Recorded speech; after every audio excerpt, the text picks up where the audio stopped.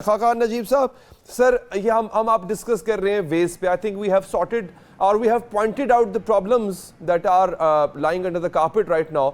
But अब इसके तरीका क्या है सर इसका, स्पेशली अब द इलेक्ट्रिसिटी प्रॉब्लम? सो देखें, एनर्जी सेक्टर जो है वो इस मुल्क की ग्रोथ पे एक बाइंडिंग कंस्ट्रेंट है. हमें पहले ये चीज़ एक्सेप्ट करनी चाहिए. अब अगर ये बात दुरुस्त है तो हमने, जब आपने मुझसे पहले सेगमेंट में बात की तो मैंने आपको एक हल बताया कि किस तरह आप शॉर्ट टर्म में संभाल सकते हैं जो बिलों का मसला है, और आईएमएफ को भी साथ रखकर संभाल सकते हैं, आईएमएफ से इनहराफ किए बगैर संभाल सकते हैं, बजटरी प्रोविजंस करके संभाल सकते हैं. अब अभी जरा लॉन्ग टर्म में ना जाइए. मैं समझता हूं कि रिफॉर्म तो असल लॉन्ग टर्म में, अभी जरा मिड टर्म भी गुजारनी है ना. अभी पहले मतलब शॉर्ट को हैंडल करके लोगों को घर आराम से कंफर्ट दें, फिर उसके बाद जरा मिड टर्म पे आए. मिड टर्म पे बड़े क्लियर आपके पास चीजें हैं. एक ये है कि अगर आप अपने गैस के निज़ाम को ठीक करें और गैस से बिजली बनाना शुरू करें और काटें उन लोगों को जिनको आप गैस दे रहे हैं जो कि इंडिविजुअली बिजली बना रहे हैं. तो गैस अगर आप फराहम करेंगे इस वक्त लोकल, तो आपकी बिजली की जो कीमत है वो बिल्कुल एकदम नीचे आ जाएगी. तो गैस कहां से आएगी सर? आपको गैस आपके पास अवेलेबल है. आप ये जो फॉर एग्जांपल उन यूनिट्स को दे रहे हैं जो खुद ही गैस बनाकर अपनी ही इस्तेमाल कर रहे हैं, आपको वहां से गैस लेनी पड़ेगी. आपको आज से आगे लोगों को लेके जाना पड़ेगा कि कुकिंग वार्मिंग सब जो है वो गैस से उठाकर आपको लाएंगे बिजली पे. अच्छा. बिजली की खपत बढ़ेगी, पर यूनिट कॉस्ट टूटेगी. ये मिड टर्म सोल्यूशन है, आपको अगले 6 माह में करने चाहिए. नहीं करेंगे फिर यहीं खड़े होंगे. और वो गैस एफिशिएंट बिजली बनाएगी. जब वो गैस एफिशिएंट बिजली बनाएगी तो बिजली की कॉस्ट टूटेगी. दूसरा जो चाइनीज से आपको इमीडिएटली जो टेनर है, जो पब्लिक डेट में ला के उस टेनर डेट का चेंज करना पड़ेगा, क्योंकि वो डेट 10 साल का है और वो मंसूबे 25 साल के हैं. वो तो ठीक निगोशिएट नहीं हुआ.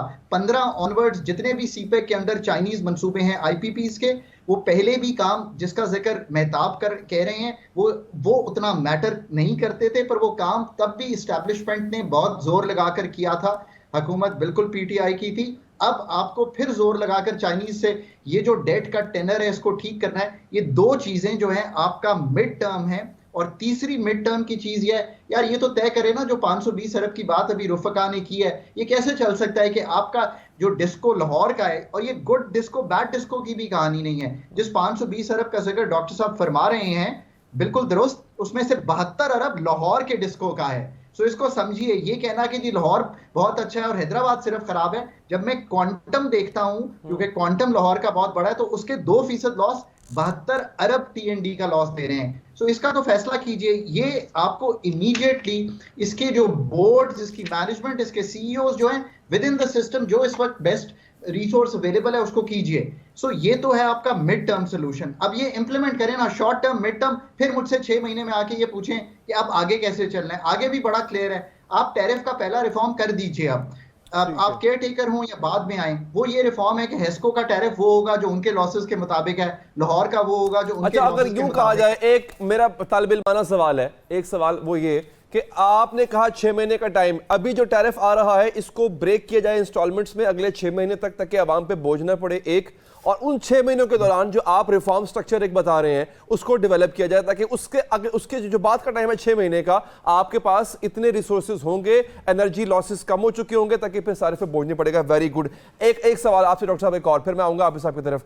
हमारे हमसाया मुल्क हमें ईरान ऑफर कर रहा है, जहां तक मैंने खबर सुनी थी 8 रुपए तक ऑफर कर रहा है सर. हमें गैस भी मिल जाएगी सस्ती वहां से, बिजली भी वो बहुत सस्ती बनाते हैं, उनकी अपनी गैस है सर. हम वहां से नहीं ले सकते? क्योंकि अब तो आपको पता है कि काफी हद तक रीअलाइनमेंट हो चुकी है वर्ल्ड लेवल पे. ब्लॉक्स जो है वो मुख्तलिफ अब जो है वो हो चुके हैं, अमेरिका वाले ब्लॉक नहीं रहे अब.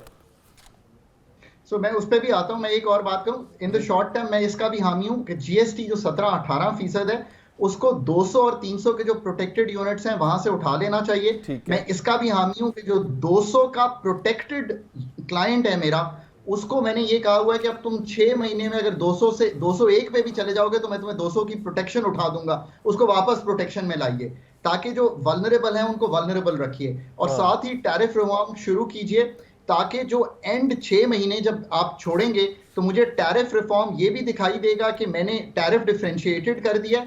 मुझे ये भी दिखाई देना चाहिए कि मेरा जो टैरिफ का सब्सिडी का एलिमेंट है वो मैंने इनकम सपोर्ट पे मूव कर दिया है। अगर 6 महीने बाद you can interview me again, अगर ये काम नहीं होंगे तो यहीं खड़े होंगे।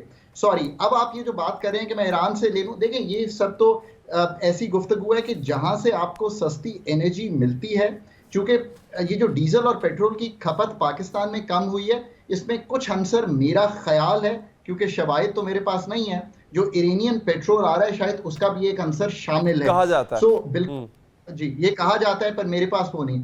पर हैविंग सेड दैट, उसके बाद ये फैसला तो करें ना, एक डॉक्यूमेंट जो पूरे मुल्क को दिखा दें, और वो डॉक्यूमेंट के नुकात मैं आपके सामने लिख देता हूं, आप वो भी नोट कर लीजिएगा, मेरा इंटरव्यू अपने पास होगा आपके। नंबर 1, गवर्नमेंट का रोल जो है रिस्ट्रिक्ट करना है, प्राइवेटाइजेशन प्लस प्रोविंशियलाइजेशन। ये कोई 1 महीने नहीं, 1 साल नहीं, 2 साल नहीं, 3 to 5 years में ये नक्शा हमें बनाना है।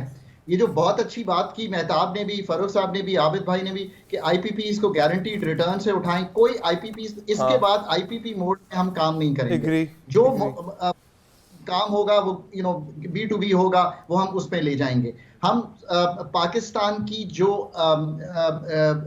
ये जो थर्ड हमारा जुज़ है रिफॉर्म का, उसमें आईपीपीज और सीपे के जो मुआहदे हैं, मैं तो उनको मिड में ही ले जाऊं और डॉक्टर फर्रुख का मैं फिगर 7-8 रुपए का मान लूं, ये मैं थोड़ा सा डॉक्टर साहब हायर साइड पे है, चले मैं 3 रुपए ही उनसे तोड़ दूं तो मेरा 3 रुपए वहां पे भी टैरिफ टूट जाएगा प्लीज। और ये काम चूंकि पाकिस्तान के जो establishment both military and civil bureaucracy ने मिलकर करना है, उनकी एक कंटिन्यूटी है, उनको ये काम करना चाहिए। इसके साथ साथ एक काम तो करें ना, बड़ा सादा सा काम है कि थर कोल जो है उस पर इतना मूव कर जाएं, मतलब अल्लाह ने हमें इतना कुछ दिया यार, आई नो कि इस वक्त मूव ऑन थर कोल से ज्यादा बिजली बनाएं और ज्यादा से ज्यादा पन बिजली बनाएं, ज्यादा से ज्यादा लोकल गैस को मूव करें। जब ये सारे काम करेंगे ना तो पर यूनिट कॉस्ट इधर भी संभल जाएगी, ये जो 2000 मेहताब जिक्र कर रहा है आईपीपी का, ये भी संभल जाएगी। अब जब ये सारा काम कर लेंगे तो आपको थोड़ा सा ये जो 2500 अरब खड़ा है इसका कोई हल करना पड़ेगा, उसकी भी एक वजह है, इसलिए कि वो 3.5 रुपए मुझे देने पड़ रहे हैं एज अ कंज्यूमर। अब यहाँ पे डॉक्टर साहब देखिए, बड़ी अच्छी बात आपने की है, हम अपने नेचुरल रिसोर्सेज को भी, पहली वाली बात तो आपकी स्टैब्लिश हो गई, आपने आखिर में बात की नेचुरल रिसोर्सेज को भी बरूए कार लाए। मैं तो बड़ा हैरान हूँ कि थरकोल का मैंने खुद विजिट किया 2 दफा, it's a humongous project sir, कोयले का प्रोजेक्ट है। हम उठा के साहिवाल में कोयले के प्लांट लगा देते हैं, पता नहीं क्यों, मुझे वो समझ आज तक नहीं आई कि साहिवाल में क्यों लगाया गया, फ्रेड पड़ेगा आपको। अच्छा एक क्विकली सर, मतलब मुझे आगे बढ़ना होगा, एक सेकंड मुझे दीजिएगा।